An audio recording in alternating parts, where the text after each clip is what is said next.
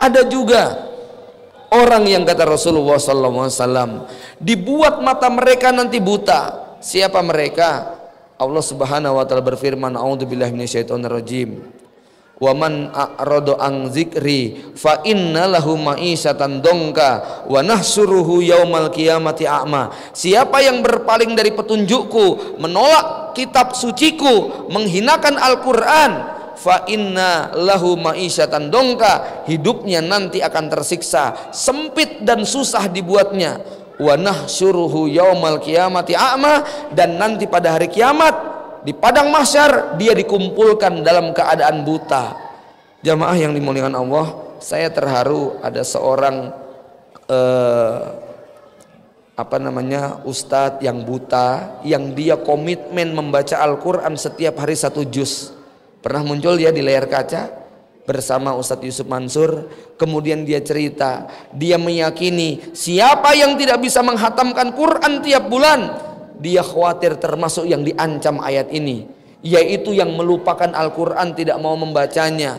Maka dia komitmen walaupun buta, dia kemudian membaca Al-Quran setiap bulan sekali khatam, karena dia takut termasuk yang diancam kalau tidak mau membaca Quran, termasuk yang berpaling dari peringatan. Lalu dia menggambarkan, di dunia ini yang bisa megang tongkat, yang bisa ditolong orang, yang dibantu ini itu saja kalau buta susah. Terus gimana kalau hari kiamat buta, Pak? Ya. Jadi di dunia ini yang kita masih punya bapak, punya kakak, punya teman, ada tongkat, ada alat dan sebagainya, itu saja kalau buta nggak enak. Bagaimana kalau kemudian di akhirat dibuat buta oleh Allah Subhanahu wa taala? Maka orang ini protes kepada Allah. Qala rabbi lima hasartani a'ma wa qad kuntu basira. Duhai Allah, kenapa kau kumpulkan aku dalam keadaan buta padahal waktu di dunia aku bisa melihat? Qala kadzalika atatka ayatuna. Karena waktu di dunia saat ayat-ayat Al-Quran ini didatangkan kepadamu, fanasitaha, kamu lupakan, kamu abaikan, kau nggak mau baca, kau nggak mau pelajari. Wa kadzalikal yauma tunsa, gantian hari ini kamu pun dilupakan. Jamaah yang dimuliakan Allah, ya, maka pada saat itulah manusia sangat sekali membutuhkan syafaat dari Allah Subhanahu wa taala. Apa itu syafaat?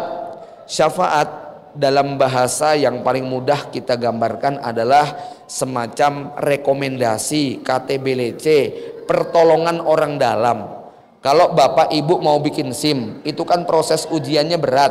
Tapi karena punya kakak yang jadi anggota di Samsat, maka langsung masuk dipoto, keluar itu keluar itu SIM.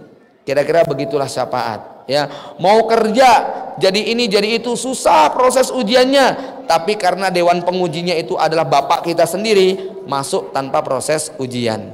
Kira-kira begitulah yang namanya syafaat. Maka kita sangat membutuhkan syafaat dari Rasulullah Shallallahu Alaihi Wasallam. Bapak ibu sekalian, siapa yang dijanjikan syafaat? Salah satunya mereka yang melazimi sholawat Nabi terkhusus spesial pada hari Jumat. Mereka yang selalu membaca sholawat Nabi saat nama Nabi Muhammad Sallallahu Alaihi Wasallam disebutkan. Termasuk syafaat yang paling istimewa adalah kalau ada di antara kaum muslimin yang keluarganya mati syahid di jalan Allah Subhanahu wa taala, maka orang yang mati syahid di medan perang, kata Rasulullah, dia bisa memberi syafaat kepada 70 anggota keluarganya. Maka kalau pada zaman sahabat, begitu mendengar anaknya meninggal dunia di medan perang, bukan kemudian dia nangis, tapi dia kemudian tasyakuran karena membayangkan nanti akan mendapatkan syafaat dari anaknya yang masuk surga duluan. Jamaah yang dimuliakan Allah, banyak lagi amalan-amalan yang membuat kita akan mendapatkan syafaat di sisi Allah Subhanahu wa taala, syafaat dari Rasulullah SAW, dan syafaat itu bertingkat-tingkat, ya. Kemudian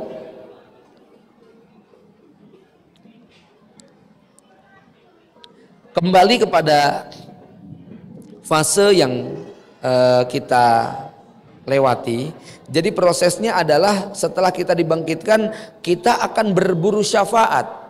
Dan semua nabi saat itu menolak. Nabi Ibrahim, Nabi Adam, Nabi Nuh, Nabi Musa, bahkan Nabi Isa, mereka menolak untuk memberikan syafaat, dan satu-satunya nabi yang bisa memberikan adalah Rasulullah sallallahu alaihi wasallam.